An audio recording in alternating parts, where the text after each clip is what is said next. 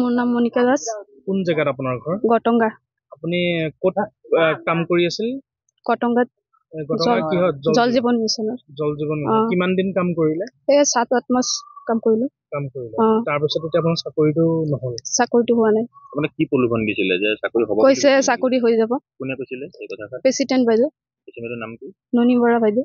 আৰু তেওঁৰ লগত কোন জড়িত আছে? কাউন্সিলৰৰ নাম আছিলে। গৈ পেলাই চাইছো যে মোৰ কৈছিলে যে তুমি সাৰ্ভেটো কৰা, তোমাৰ চাকৰি হৈ যাব। পিছতে মানে কেনেকুৱা লাগিছিলে চাকৰিটো হ'ব কৈছে। দৰমহা চৰমহা পোৱা নাই। পিছত গৈ পেলাই অফিচত গৈ পেলাই চালো যে কাউন্সিলৰৰ নাম আছে। পিছত বিদ্যুৎ ৰাজগুপ্ত মানে লিষ্টত তেখেতৰ নাম আছে। লিষ্টত তেখেতৰ নাম আছে। আপোনাক 7 মাহ দিন যে খটুৱালে, কিবা পইচা পাতি দিছিল নে? দিছিলে ঘৰ প্ৰতি 10 টকাকে। কৈছে এইটো কৰা, পিছতে তোমাৰ চাকৰিটো হৈ যাব, পিছতে দৰমহা হৈ যাব, পাৰ্মানেন্ট হৈ যাব। এতিয়া কোনে কৰিছে এই কামটো? এতিয়া শুনিছো যে বিদ্যুৎ ৰাজগুপ্তৰ ভাইয়েক কাম কৰি আছে। বিদ্যুৎ ৰাজগুপ্ত কাউন্সিলৰ নহয় জানো? কাউন্সিলৰ আছিলে, সেইকাৰণে তাই নাপাব বুলি শুনিছো।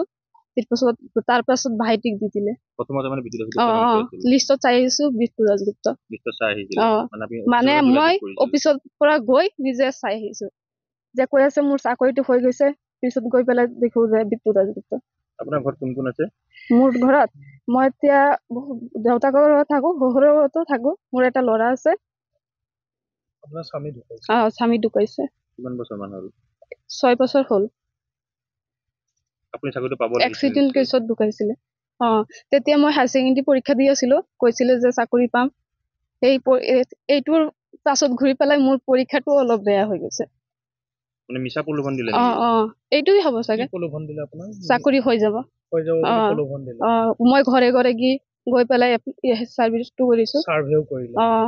বিদ্যুৎ ৰাজগুপ্তই বহুত দুৰ্নীতি কৰিছে নেকি এই পঞ্চায়তটোত? কি বুলি কয়, যিহেতু আপুনিও এগৰাকী ভুক্তভোগী মহিলা বুলি কাৰণে কৈছে যে হয়, মোৰ মানে এনেকুৱা অৱস্থাত মোৰ লগত এনেকুৱা কৰিলে। মই সৰু ল'ৰা এটা থৈ পেলাই গৈ পেলাই ঘৰে ঘৰে গৈ পেলাই চাৰ্ভে কৰিছো। মানুহক বুজাইছো যে কেনেকৈ কি কৰিব লাগে। আৰু মানুহেতো ভয় পাইছে ন, ডকুমেন্ট দিব লাগে, কিমান বয়স, ঘৰত কেইজন মানুহ আছে, সেইবিলাকক ক'ব লাগে। সেইকাৰণে মানুহক বুজাই কৰিছো এইটো। মোৰ ছোৱালীজনীক মানে প্ৰেচিডেণ্ট ডাঙৰণী মানে কৈছিলে যে আমাৰ ছোৱালীজনী বিধৱা হয়, আমাৰ ছোৱালীজনীক এটা চাকৰি দিব, জল জীৱন মিছনত দিব।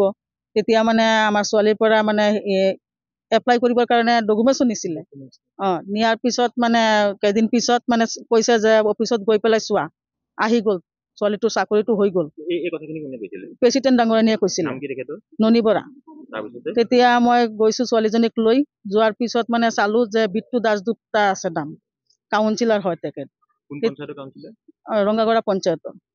তেতিয়া মই গৈ পেলাই কলো, অফিচিয়েল মানুহবিলাকক কলো যে তেওঁতো এটা হয়, কাউন্সিলৰ হয়, তেওঁ কেনেকৈ পাব? মোক কাম কৰিছে মোৰ ছোৱালীজনীয়ে, তেওঁ কেনেকৈ পাব?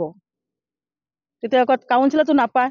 তেতিয়া আমি আকৌ আহি পেলাই প্ৰেচিডেণ্ট ডাঙৰণীক কলো যে বিদ্যুৎ আপুনি দিছে মোৰ ছোৱালীজনীক, আৰু ছোৱালীজনীক ইমান কাম কৰাইছে মানুহৰ ঘৰে ঘৰে। কিমান দিন কাম কৰাইছিল আপোনাৰ ছোৱালী? প্ৰায় 6-7 মাস হৈ যাব।